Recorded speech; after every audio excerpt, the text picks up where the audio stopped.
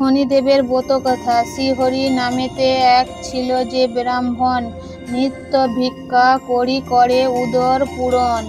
দিবারাত কৃষ্ণ নাম জপে অপটে, অন্তরে সদাই সুখী অন্য নাহি পেটে। হেনকালে তার এক পুত্র জন্মিল, পুত্রর মুখ দেখে দিবস বিপদে ভাসিল। ভিক্ষা করে দিবসেবা পুত্র রক্ষা করে, সুমঙ্গল বলে নাম রাখিল পুত্ররে। অনন্ত মেধাবী পুত্র সবে গুণ গায়, অল্প দিনের মধ্যে শিশু শেখে সুমুদয়। শাস্ত্র আলোচনা করে শাস্ত্র জ্ঞান হইল, পণ্ডিত বলিয়া তারে সকলে জানিল। মনে মনে সুমঙ্গল হরিকে ডাকিল, গৃহ ছেড়ে নানা তীর্থে ঘুরিতে লাগিল। আজ ভূমিতে এক স্থানে করিল শবন, পিতামাতা পরলোকে করিছে গমন। শুনে তাহা গয়াধামে করিয়া গমন, বিষ্ণু পাদ পদে শিশু করিল অর্পণ। কালো বেশে ঘটে যাহা কে করে খণ্ডন, শনির দৃষ্টিতে পড়ে দিবজ নন্দন। ভ্রমতে ভ্রমতে দিবজ যায় বহু দূরে, শেষে উপস্থিত হয় বিবধ নগরে। রাজার সভায় দিবজ উপস্থিত হইল, ব্রাহ্মণ দেখিয়া রাজার অভ্যন্তর কহিল। রাজার নিকটে দিবজ দেয় পরিচয়, সুমঙ্গল নাম মোর ওহে মহাশয়। অতি দুঃখী হইয়া আমি নাই পিতা মাতা, নানা দেশে ভবন আমি থাকি যথা তথা। শ্রীবৎসৎ রাজন বলে চিন্তা দূর কর, আমার আশ্রয়ে থাকে মোর কৃপা কর। শাস্ত্র জ্ঞান পণ্ডিত তুমি বুঝিয়া অনুমানে, শাস্ত্র পাঠে তুষ্ট কর কর সভাসদগণে। দুই পুত্র আছে মোর শুনো হে ব্রাহ্মণ, তব কাছে পড়াইব করিয়াছে মন। রাজার কাব্যেতে দিবস সন্তুষ্ট হইল, রাজার আশ্রয়ে বাস করিতে লাগিল। দুই রাজপুত্রে দিবজ অতি যত্ন করে, নিত্যই পড়িয়া দিবজ রাজার কুমারে। এইরূপ কিছুদিন বিগত হইল, পড়িয়ার বেশেতে শনি উপস্থিত হইল। শনিরে জিজ্ঞাসে দিবজ, শুনো বাছা ধন, কেবা হেতু হেতা তব হয় আগমন। শনি বলে এনু শাস্ত্রে অধ্যয়ন্তরে, দিবজ বলে যত্ন করে পড়াবো তোমারে। অল্প দিনের মধ্যে শনি সুপণ্ডিত হইল, সুমঙ্গল পরিচয় জানিতে চাহিল। শনি বলে পরিচয় কেবা দেব আর, শনের সচর নাম মোর সূর্য কুমার। সুমঙ্গল বলে যদি দেখা দিলে মোরে, কিসে দুঃখ দূর যাবে বলো হে আমারে। আমার উপরে আছে তোমার কটাক্ষ, কিসে যাবে বলো প্রভু হইয়া সপক্ষ। শনি বলে ভোগকালে 6 মাস আছে, 10 দণ্ড মধ্যে যাবে না আসিবে কাছে।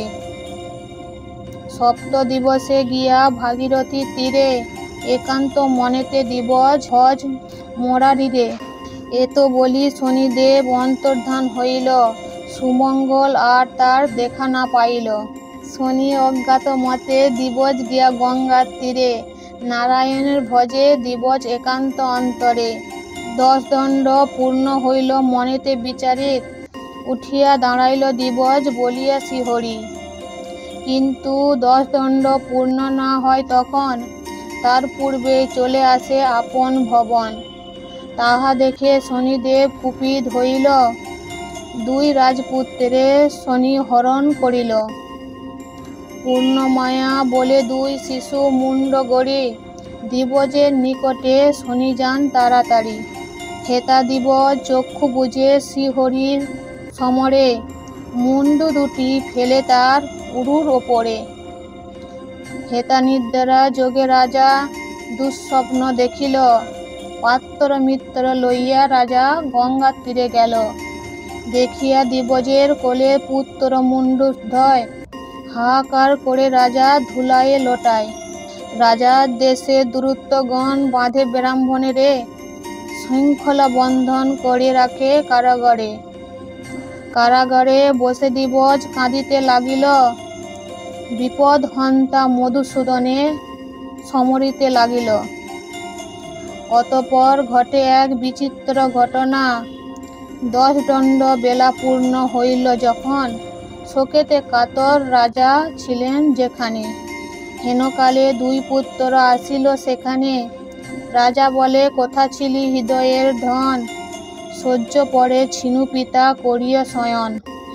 পুত্রদের কাব্যে রাজা আশ্চর্য হইল, আদি অন্ত কিছু তার বুঝিতে নারিল। ব্রাহ্মণের কথা এবে পড়ে গেল মনে, না বুঝিয়া কত কষ্ট দিনু সে ব্রাহ্মণে। রাজার দেশে দ্রুত গিয়া আনিল বিপরে, জীর্ণ শীর্ণ কলবর কাঁদে কাতরে। বিনয় বচনে রাজা করে তার স্তুতি, সব অপরাধ ক্ষমা কর মহামতি। কৃপা করে কর মোর সন্ত ভজন, তবক্র কার মুণ্ড করিছে দর্শন। দিবজ বলে, মহারাজ কিছুই না জানি, শনির কোপে কষ্ট পায় এই মাত্র মানি। রাজা বলে, যদি পায় শনির দর্শন, শস্য প্রচারে তার করিব পূজন।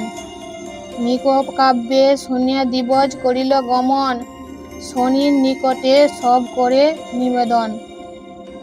শুনিয়া সকল কথা শনিদেব এল, শনিদেবে দেখে রাজা প্রণাম করিল। রাজা বলে, যদি প্রভু এলে কৃপা করে, পূজার বিধান তবে বল প্রভু মোরে। শনি বলে, পূজা বিধি শুনো হে রাজন, যেরূপ করিবে মোর পূজার আয়োজন। শ্রদ্ধাভাবে শ্রদ্ধা মনে আমার বাড়িতে, করিবে আমার পূজা একান্ত মনেতে। নীলবস্ত্র কৃষ্ণ তিল আর তৈল দেবে, মাসকলাই আর মোষ সংগ্রহ করিবে। কৃষ্ণবর্ণ ঘট এক করিয়া স্থাপন, পঞ্চজাতি ফল ফুলে করিবে অর্চন। এই মোরা পূজার বিধি করিলাম সার, ভক্তি প্রধান যেন কি কহিবে আর। পূজা শেষে ভক্তি ভরে করিবে প্রণাম, নবগ্রহ স্রোতে পাঠ লাইবেক নাম। আমার প্রসাদ যাবে করিয়া যতন, সর্ব পাপ দূর যাবে আমার বচন। অভক্তি করিয়া যেবা প্রসাদ খাইবে, অল্প দিনে সমনের ভবনে সে যাবে।